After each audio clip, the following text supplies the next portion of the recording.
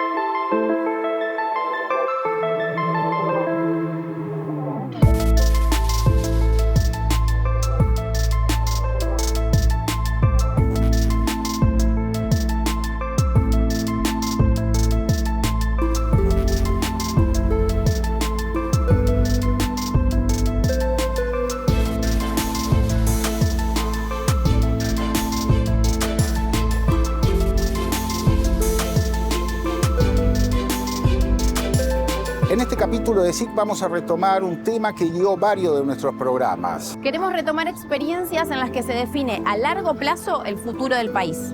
Volver a mirar la realidad de la soberanía energética y el desarrollo de la ciencia y el conocimiento para un futuro soberano. Vamos a dedicar este último capítulo de SIC, Periodismo Textual, a la construcción de nuestra soberanía.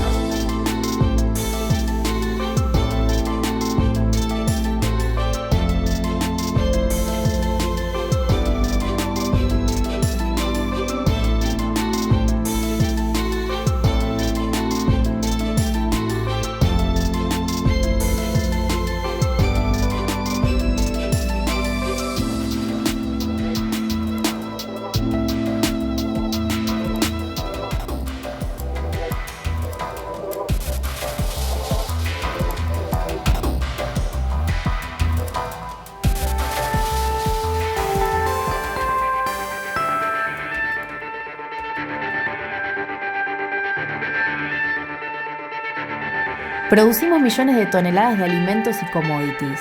Vemos cómo las noticias hablan de exportaciones récord, pero sigue sin llegar lo indispensable a casi la mitad de la población del país. ¿Por qué si hay mucho no alcanza para todos y todas? ¿Por qué en un país que produce un volumen de alimentos importante, produce la materia prima para muchísimos derivados, harina de soja, aceites, por qué hay dificultad para alimentar a más de la mitad de la población. No, y ahí un poco como decíamos antes, hay una promoción muy fuerte de la producción de un commodity, de la producción de una mercancía, ¿sí? Y ahí hay una discusión conceptual.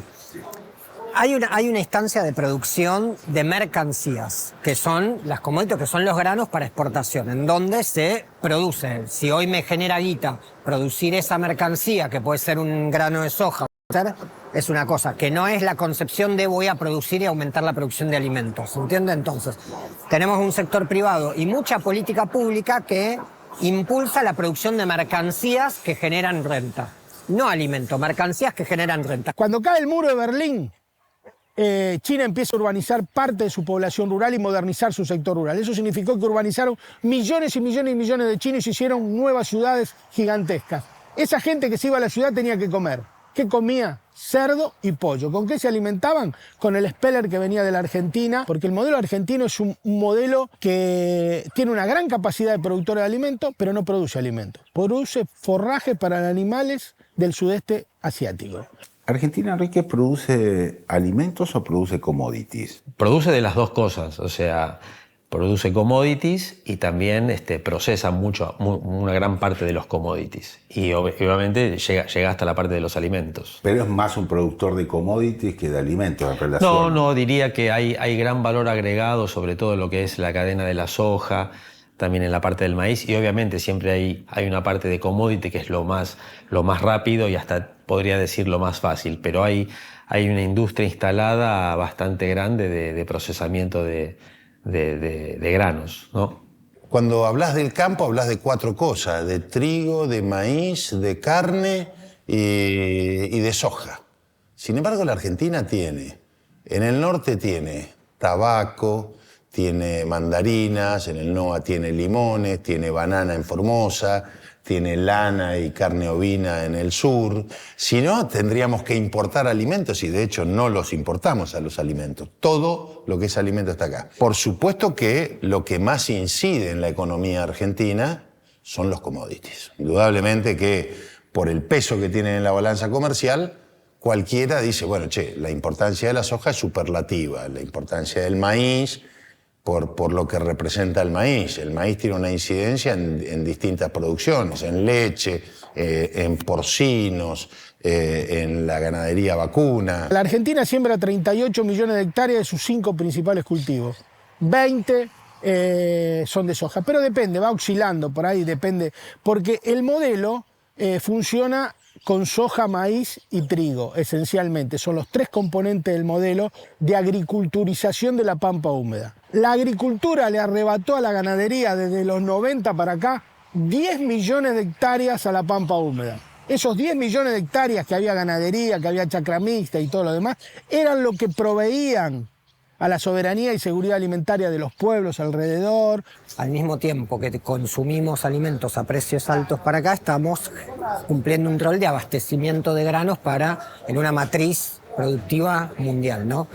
La soberanía alimentaria lo que plantea es, primero, que como pueblo podamos decidir qué producir, cómo producir y para quién. Entonces eso significa garantizar la producción para el consumo interno en manos del pueblo, no de las grandes multinacionales del agro, y con un paquete tecnológico basado en la agroecología, ¿sí? en un esquema productivo sustentable, amigable con la tierra, con el medio ambiente y también con el cuerpo humano, ¿no? Lo que hay que entender es que la complementariedad que tiene el sistema agrícola con el resto de la economía argentina. ¿Por qué? Porque el resto de los sectores productivos necesitan importar algunos bienes de uso intermedio para después ellos exportarlos o venderlos en el mercado local y expandir y crecer la actividad económica. Al no tener un sistema agrícola productivo capaz de generar, digamos, el ingreso de dólares para que el resto de la economía pueda crecer, genera una limitante muy grande. La Argentina tiene un problema además asociado a esto, que es un problema estructural, que es lo que denominamos habitualmente como restricción externa. Tiene pocos dólares. Entonces tiene mucha dependencia de quien genera los dólares, que es ese sector. Entonces, en derredor de este debate, hay un debate también muy profundo, que es esta cuestión, que es un problema macroeconómico, diría el principal problema de la macro argentina. Que la Argentina se puede sembrar toda sin ningún productor agropecuario. A partir del nacimiento de los pools de siembra, del trabajo en red y de la concentración económica. ¿Cómo es esto?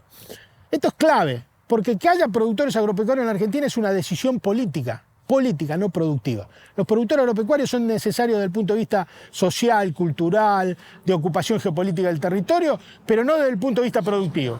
Vos pensás que en la campaña que pasó, Adeco Agro sembró 838.000 hectáreas. ¿Escuchaste la cifra? 838.000. El Tejar, un pool de siembra que se desarmó hace 3 o 4 años, llegó a trabajar 1 millón de hectáreas. La Argentina siembra 38 millones de hectáreas. Significa que con 38 empresas como el Tejar, o con 50 empresas, o con 70 empresas, se siembra toda la Argentina sin un solo productor agropecuario. Por eso que el debate central de la República Argentina es ¿quién querés que te produzca los alimentos? ¿Quién quiere que te produzca los alimentos? ¿500.000, 1 millón de productores de rostro humano? ¿O 40, 50 o 100 empresas integradas verticalmente que te trabajen en toda la Argentina? Ese es el debate central. Esa es la madre de todas las batallas y eso tiene que ver con el precio de los alimentos y eso es lo que se discute todos los días en la política agropecuaria.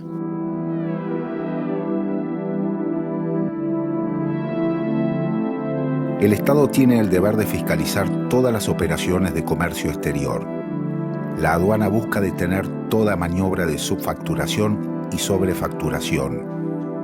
En los últimos 2 años, las investigaciones realizadas identificaron más de 5.100 movimientos abusivos por manipulación de precios en operaciones de comercio exterior. El control de los puertos es muy importante. Son una puerta de salida con cerradura frágil que debemos custodiar.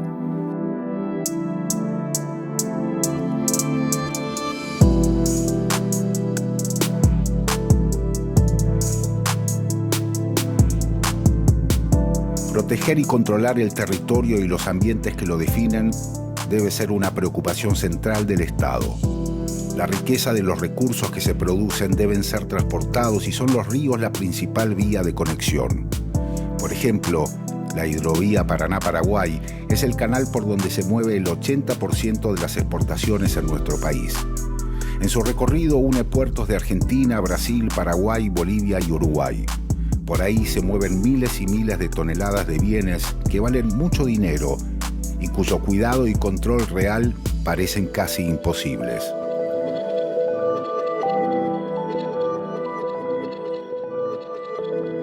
Se habla muchísimo de la hidrovía, pero ¿qué es la hidrovía? Hay un concepto técnico y un concepto popular. El concepto técnico es un tratado internacional de libre navegación que abarca desde el inicio del río Paraná hasta bien entrado en lo que es Bolivia.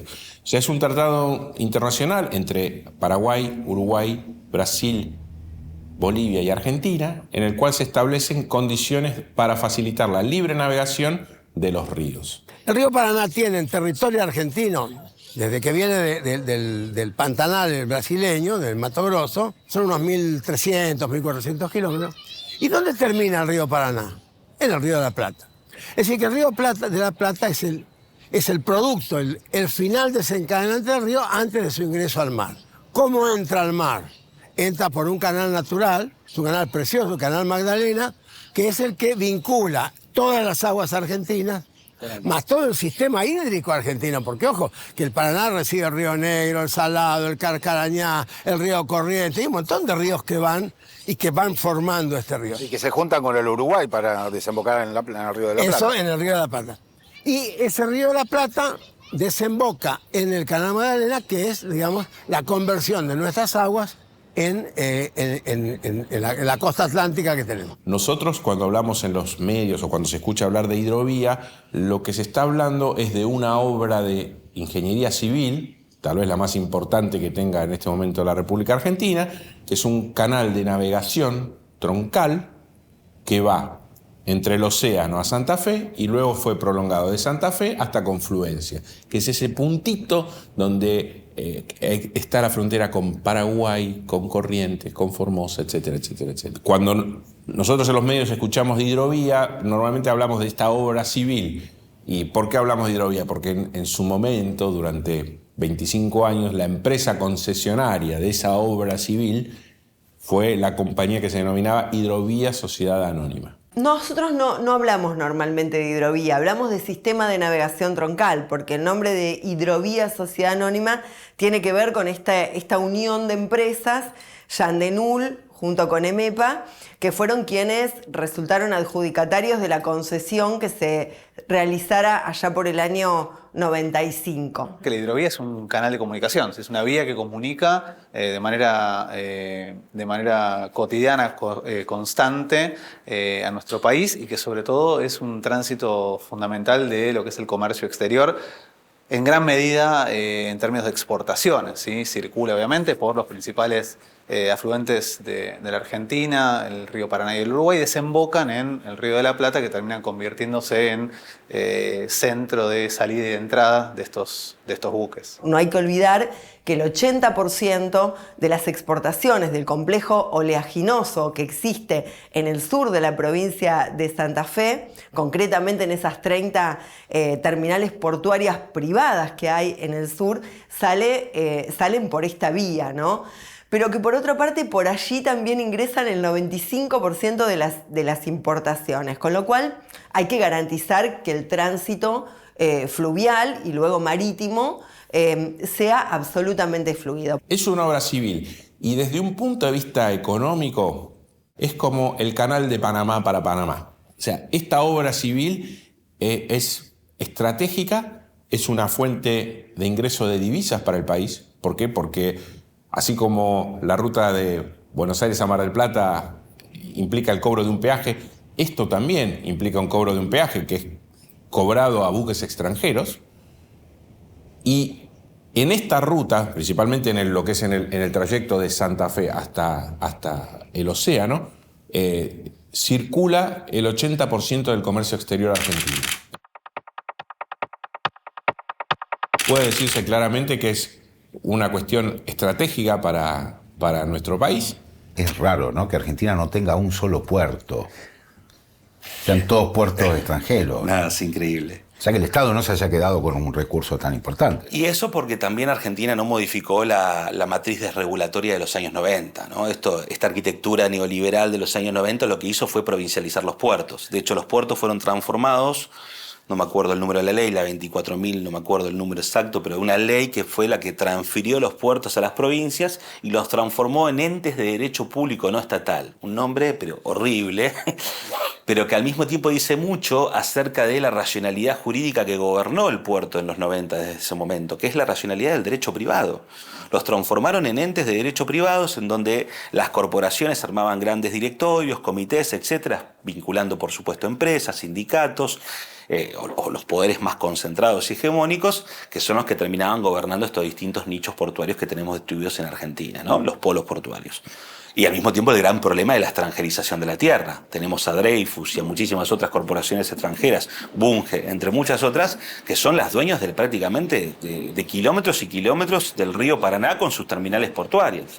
En el marco de concesiones manifiestamente irregulares, sin ningún tipo de control acerca de qué es lo que se hace allí, y con el agravante de que por buena parte del transporte portuario fluvial argentino también tenemos grandes problemas de narcotráfico.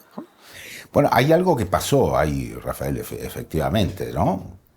Porque desde que empieza el tráfico por barcazas en hidrovía, en el volumen que estamos viendo, también se empieza a producir un fenómeno de, vamos a decir, trasbordo del narcotráfico, ¿no? Todavía a lo mejor no están consolidadas las pruebas alrededor de eso, pero da toda la sensación de que Rosario se ha convertido también en un puerto en ese otro sentido, ¿no? Sí, por supuesto. Es muy grave el problema del narcotráfico en relación al transporte fluvial. El sistema de seguridad interior de la República Argentina, que en este caso debería tener como principal protagonista la prefectura, se encuentra completamente desfinanciado y desarticulado a los fines de enfrentar precisamente este gran flagelo del narcotráfico por vía marítima, por vía fluvial. Los puertos no tienen los debidos controles que se tienen que llevar a cabo, hay un gran problema en términos de jurisdicciones entre las fuerzas federales y las fuerzas provinciales, no tenemos una justicia que esté a la altura de las circunstancias, una justicia firmemente comprometida con erradicar el flagelo del narcotráfico, ni tampoco de los incendios intencionales, ¿no? Eso también hay que decirlo.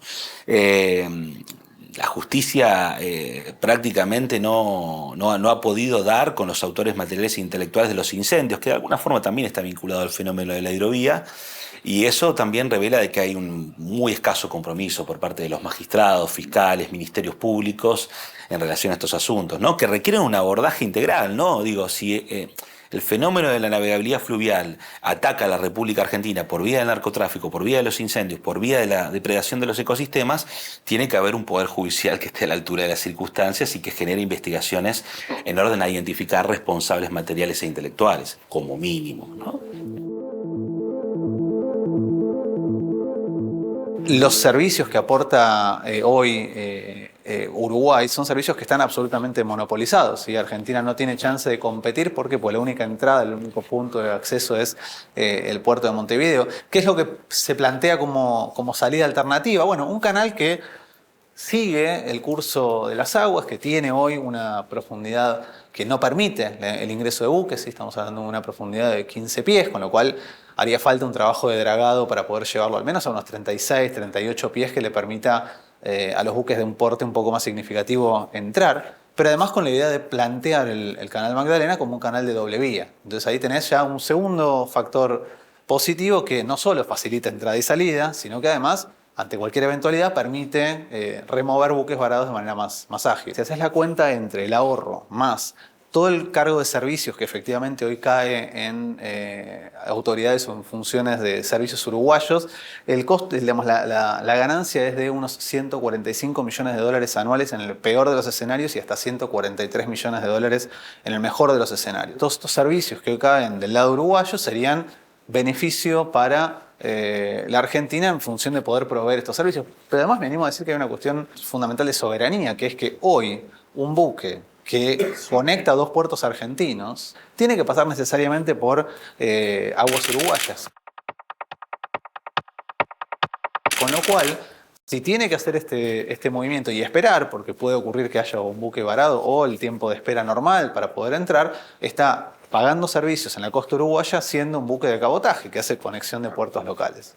Digamos, la cuenta que nosotros hacemos nos lleva a calcular que en el peor de los escenarios, en 3 años, con lo que te ahorrás del funcionamiento mismo del canal Magdalena, costeás el total del proyecto. ¿Y ahora por qué no se hace?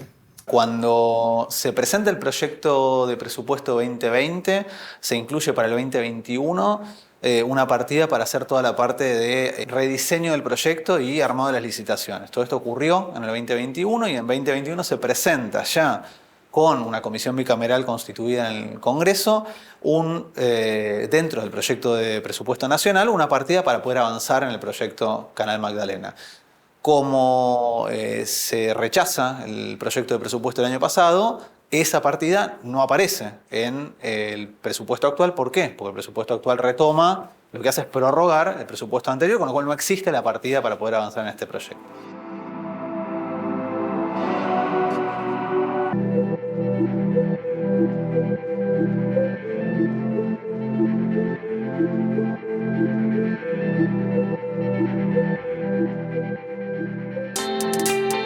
El litio es un recurso natural que puede ponernos ante un nuevo escenario energético en el continente. El triángulo productor de litio americano será crucial en la transición energética que el mundo necesita para abandonar el uso de combustibles fósiles. La Argentina todavía no lo declara estratégico, pero esa decisión es fundamental para el desarrollo soberano del recurso.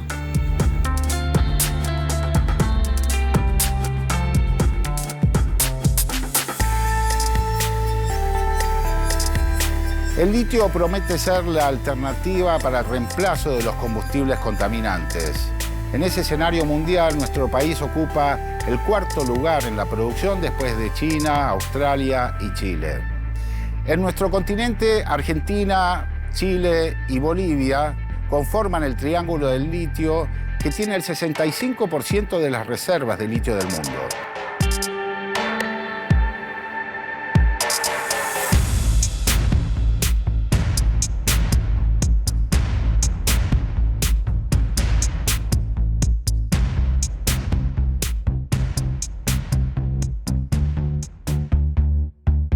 ¿Qué es el litio?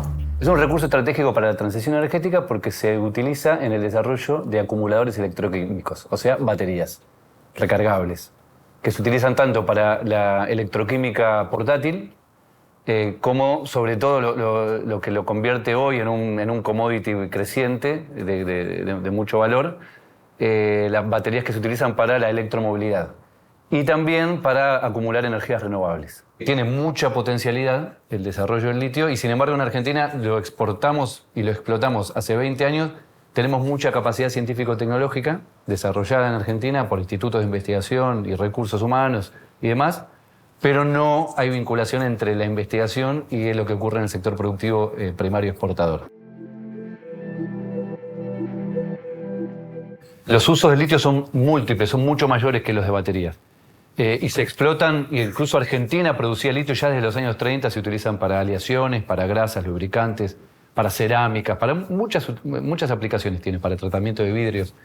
Sin embargo, este crecimiento que vemos enorme es por el desarrollo de baterías electroquímicas, que ocurre ya en los años 90,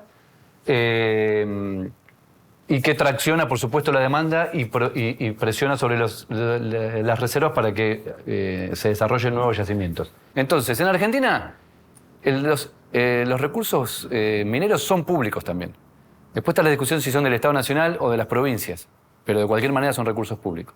Lo que tenemos en el Código de Minería, texto ordenado en 1997, reformado en los años 90, fue que convirtieron, digamos, las concesiones mineras, lo que llamamos concesiones mineras, que son contratos públicos con el Estado para acceder a esos recursos, en propiedad privada.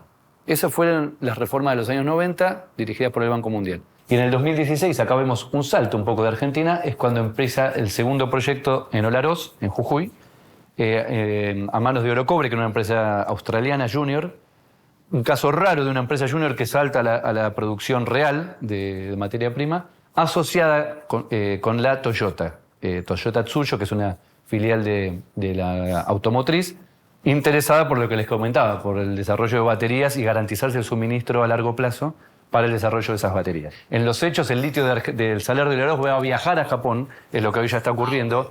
Allí tienen sus plantas de procesamiento de sales catódicas, de celdas y de baterías, y esas baterías van a volver a viajar a la Argentina si es que se desarrolla la planta en forma de baterías. O sea que el valor agregado va a ocurrir en Japón.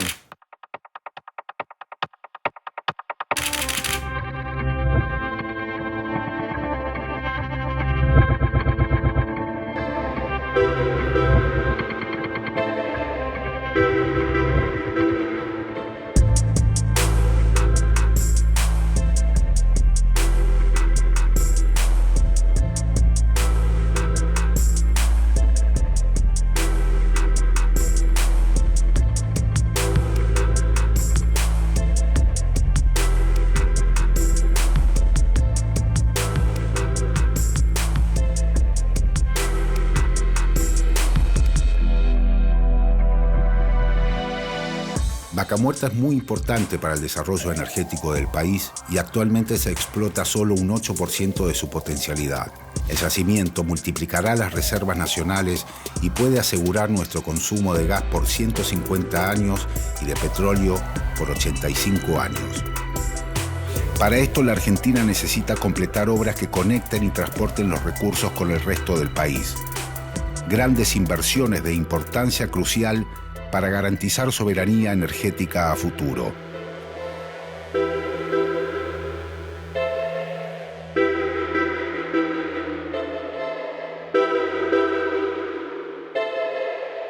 Dije, cuando tratamos el acuerdo con el Fondo Monetario Internacional, que vienen por nuestros recursos naturales, ¿no? El glaciar, por el agua, por las cataratas o por Vaca Muerta, ¿no? Porque la riqueza que hay ahí es infinita. Entonces, no sería raro que en algún momento digan, bueno, si no tienen plata para pagar, denos la concesión de las áreas petroleras de Vaca Muerta, que con eso cobramos, ¿no? Porque el Fondo Monetario es muy perverso, muy dañino, y viene por la riqueza de Argentina y de los argentinos.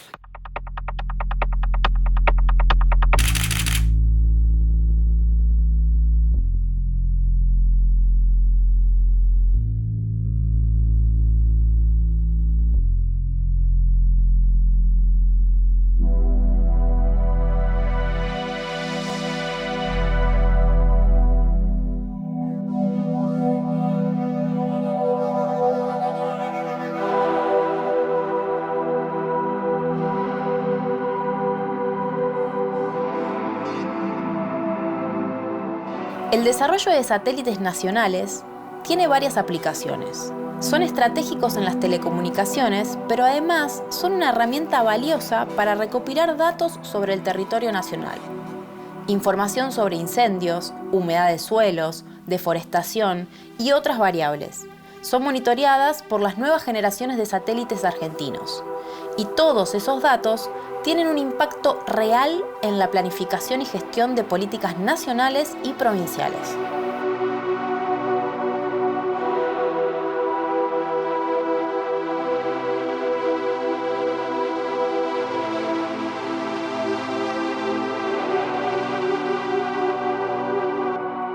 Para alguien que no conoce nada sobre ciencia, ¿qué es un satélite? Un satélite es un cuerpo que orbita la Tierra, le da vueltas alrededor de la Tierra. Puede ser así, puede ser así, puede ser así. Su órbita, su trayectoria siempre es un anillo. Pero el centro del anillo coincide con el centro de la Tierra. Y básicamente tenemos tres tipos de satélites. Los satélites de baja altura. A tan baja altura van que prácticamente están rozando la superficie. En realidad, a esta escala, rozan la superficie, pero están a 400 kilómetros de altura. Eso es más o menos la distancia de Buenos Aires a Mar del Plata. Después están los de mediana altura, que son los del GPS, que ayudan a la localización de las personas y los transportes en la Tierra, que están a mediana altura, por acá, digamos, a esta distancia respecto a la Tierra. Y después están los geoestacionarios, que están mucho más lejos, a 36.000 kilómetros. O sea, la Tierra tiene 12.000 kilómetros de diámetro, así que son más de 3 tierras. Es un anillo que anda por acá. Y así se mueven los satélites geoestacionarios. ¿Para qué nos sirven a los argentinos y a las argentinas los satélites, esos tres tipos de satélites? Bueno, el de órbita media, los de GPS son de localización. Los de baja altura, fotografía, que nos dice el estado de la Tierra, la humedad, las lluvias. Para saber el clima, para anticiparnos a una tormenta o una lluvia. Los satélites del clima son de baja altura. También hay para comunicación, aunque los principales de la comunicación son los lejanos, los geoestacionarios. Y en Argentina tenemos ARSAT. ¿Cuál es la importancia de ARSAT? No solamente tenemos ARSAT, tenemos muchos satélites de baja altura, en general en colaboración con otros países, pero el ARSAT es totalmente nuestro. ¿Para qué sirve el ARSAT o todos los satélites geoestacionarios? Para comunicaciones. Porque vos pensás que un satélite de baja altura, o si querés una antena, por acá no tenemos antena, pero no importa, se las ven. Son puntitos tan pequeños en comparación con la superficie terrestre que para comunicarse enseguida se topan con el horizonte y la comunicación no llega porque las ondas del radio viajan en línea recta. En cambio, si vos tenés una torre tan alta como esto, desde acá se comunica toda media Tierra. Teniendo 2 o 3, comunicas toda la Tierra con un solo artefacto de antena, con un solo artefacto de comunicación. Nosotros tenemos 2 satélites que están más o menos en estas posiciones. Esto es la Argentina, esto es América, y desde ahí pueden iluminar. El término técnico que utilizan los satelitarios es la pisada. Pisan toda América y toda la República Argentina. Entonces vos no tenés, por un lado, ni que construir torres altas, ni cablear. Con un simple pulso de información y retorno podés comunicar La Quiaca con Buenos Aires, con Córdoba, con Ushuaia. Todos los geoestacionarios, los nuestros y los de todos los países, están dispuestos como perlas de un collar, uno atrás de otro, en fila india, separados más o menos 140 kilómetros, lo cual es poco. Y eso nos da un espacio finito. No podemos poner todos los satélites que querramos. Claro. Entonces, la ONU, los estados, organizaron ese espacio y dijeron, bueno, vamos a repartirlo entre todas las naciones. Y así te asignan espacios. Pero esos espacios que te asignan tenés que ocuparlos, si no los perdés. La fila de otros estados que están esperando para ocupar espacios, porque es una inversión muy redituable poner un geoestacionario en el espacio. Entonces nos dieron 2 lugares y se estaban venciendo los tiempos para ocupar esos lugares. Pero bueno, hubo un estado en aquel momento que apostó a la tecnología criolla, nacional, dijeron nosotros podemos y lo vamos a hacer, se hicieron las inversiones necesarias y ahí están.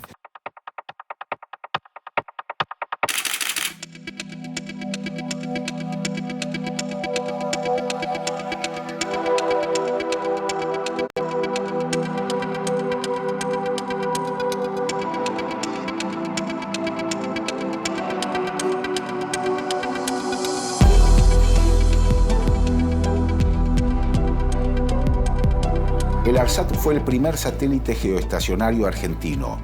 Se construyó en el marco de un programa nacional para el diseño, la fabricación, la puesta en órbita y la operación de satélites argentinos. El objetivo central era aumentar las capacidades de nuestro país en materia de telecomunicaciones y garantizar la conectividad de igual calidad a todas las regiones de la Argentina.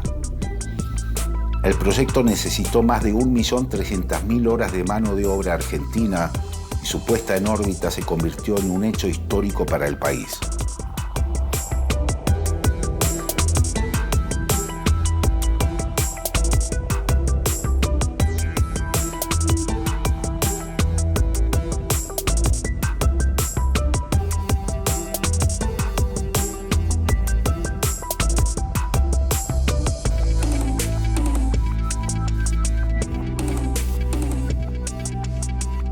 ARSAT se crea a partir de los activos y del personal que estaba trabajando en Nahuelsat, que era una empresa que tenía orígenes fundamentalmente alemanes, pero de varias empresas. Nahuelsat se había comprometido cuando se le asignó, cuando le dieron la autorización para operar, a ocupar las 2 posiciones orbitales. Lanza el primer satélite, lo ocupa en la 72, empieza a tener problemas en la 72 oeste, y cuando tiene que hacer el segundo para la 81, no lo hace. Y la gente que trabajaba, los ingenieros de ARSAT, habían hecho varias licitaciones, entonces ya habían aprendido a cómo especificar un satélite, cómo tenían que definir las antenas, cómo tenían que definir la carga útil, toda la parte electrónica, eléctrica del satélite. Entonces, con esa información es que se dan vuelta y le hacen la especificación a INVAP. Le dicen, necesitamos que nos fabriquen esto. Entonces ahí arranca la creación de la firma de estos contratos y la fabricación de los satélites. Y en el año 2010 se le agregan otros proyectos, que era el proyecto de la TDA, la televisión digital abierta. Se construye el centro de datos y se comienza con la REFEFO, la Red Federal de Fibra Óptica. ¿Qué pensás respecto de una contribución regional sobre tecnología satelital en comunicaciones y en todas las capacidades que pueda prestar un satélite? Digamos, la visión de poder darle continuidad a esta industria era poder construir satélites para terceros, poder vender los satélites, y empezamos a trabajar con Chile en la posibilidad de que participen en lo que iba a ser ARSAT 3, que después se suspendió, que participen en una parte. La idea era que participen no solo en la inversión, sino en la industrialización. Es decir, no sé, Chile tiene, no sé, litio. Bueno, entonces Chile se encarga de la batería. Argentina hace la integración. Bolivia los paneles solares. Y tratar de armar una agencia espacial que tenga una mirada no solo de servicios, porque también uno puede, no hace falta que tenga cada uno 20 satélites, se podrían compartir servicios también, y sobre todo compartir la industria. ¿Qué relación hay entre soberanía y administración de este conocimiento por parte del Estado?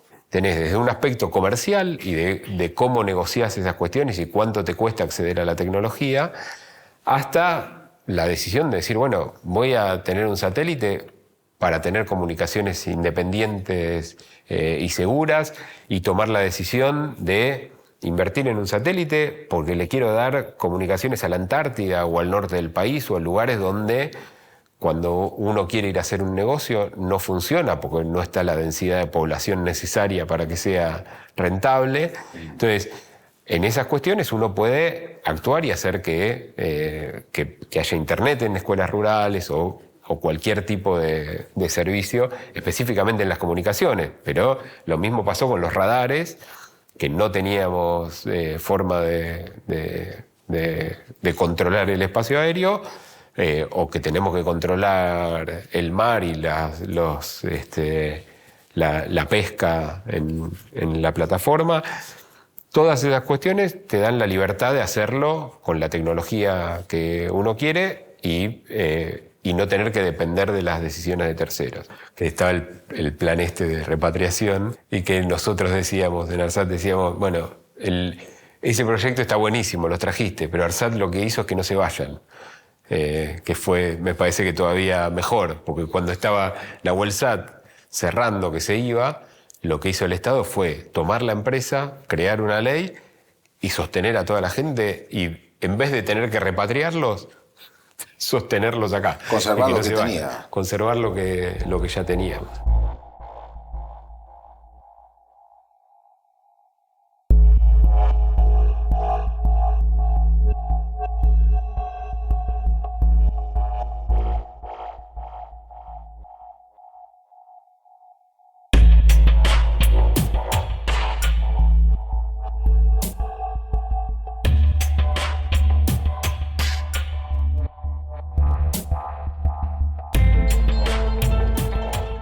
Las grandes centrales nucleares son estructuras seguras y probadas.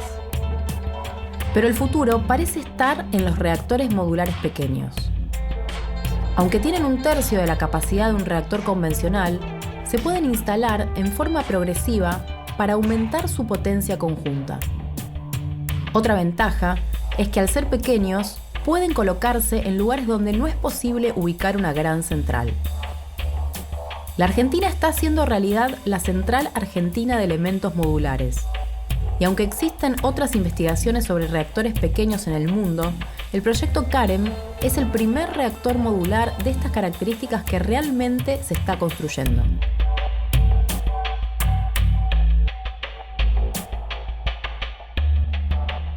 ¿Qué es lo que está acá atrás? Lo que está acá atrás es la obra civil de un reactor modular pequeño, lo que llamamos reactor CAREM. Para nosotros sería el punto de llegada que ya en los orígenes del plan nuclear estaba. Es decir, que la Argentina tenga su propio reactor de potencia, 100% nacional. Un reactor de potencia es el que produce electricidad. Claro, el reactor CAREM es lo que se llama un SMR, por las siglas en inglés, pequeño reactor modular.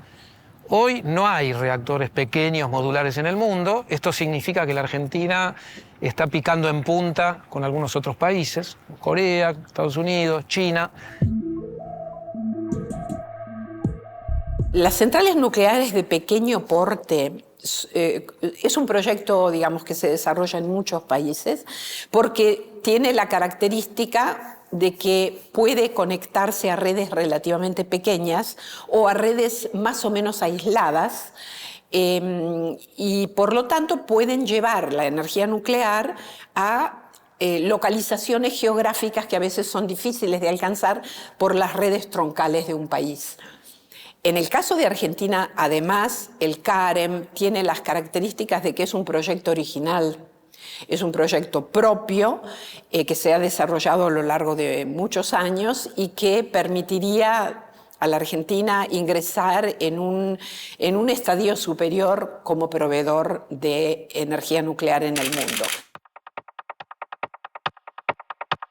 Argentina ya lo es a través de los reactores de investigación, porque a través de INVAP Argentina ha vendido reactores a muchos países, pero esto sería ya ingresar en el terreno de las centrales nucleares, que es otra escala.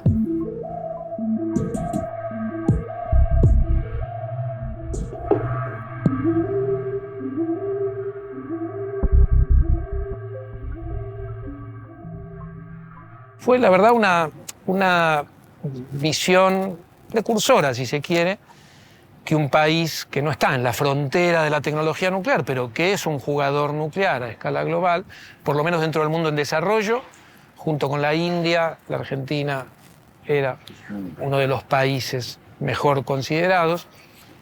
Para que te des una idea, el reactor que estamos comprando a China, modelo tipo Hualong 1... Para Atucha 3. El que va a ser Atucha 3, exactamente, son 1.150 megavatios.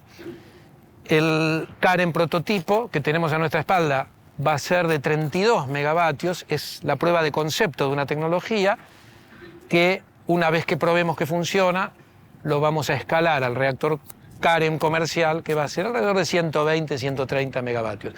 Un reactor que va a tener otros usos, ¿no? Es decir, te puede dar una cierta autonomía para pequeñas ciudades, para distintos tipos de usos productivos, ¿no? Pensando en el cambio climático, que hoy estamos como planeta, la humanidad enfrenta esta idea de, en algún sentido, neutralizar el calentamiento global.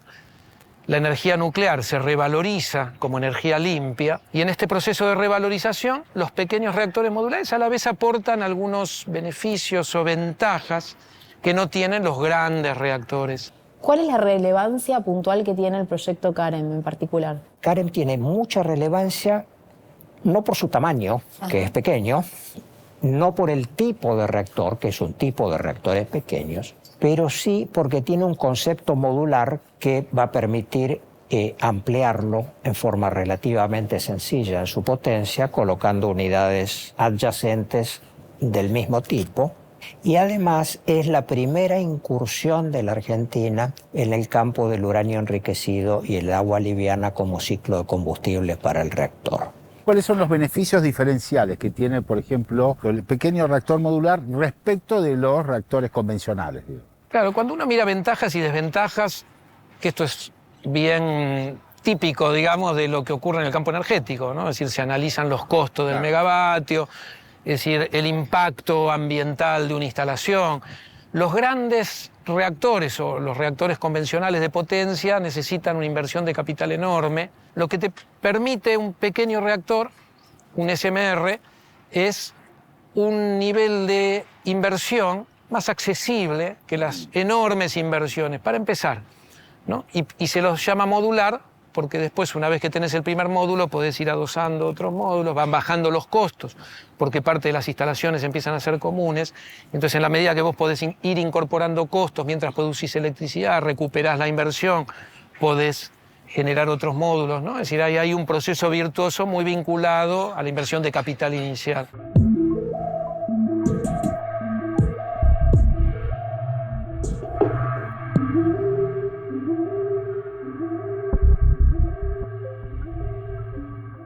Lo que nosotros vemos en el Karen es, primero, un punto de llegada añorado por el plan nuclear, pero además capacidad de exportar alto valor agregado. Es decir, la verdad que nosotros estamos queriendo queremos participar de esa carrera, están entre los primeros países que puedan llegar a tener su propio SMR, no solo para abastecer el mercado interno, o lo que podría ser la demanda, más que el mercado, la demanda interna de electricidad, sino también aportarle a nuestro país capacidad de exportación de alto valor agregado, como pasó con ARSAT 1 y ARSAT 2, hoy generan retornos al Estado y permiten que empresas nacionales puedan hacer negocios en un sector de muy alto valor agregado, como las comunicaciones satelitales. Bueno, esperamos que con el Karen entrar en ese ciclo virtuoso en que la inversión pública va a poder ser recuperada.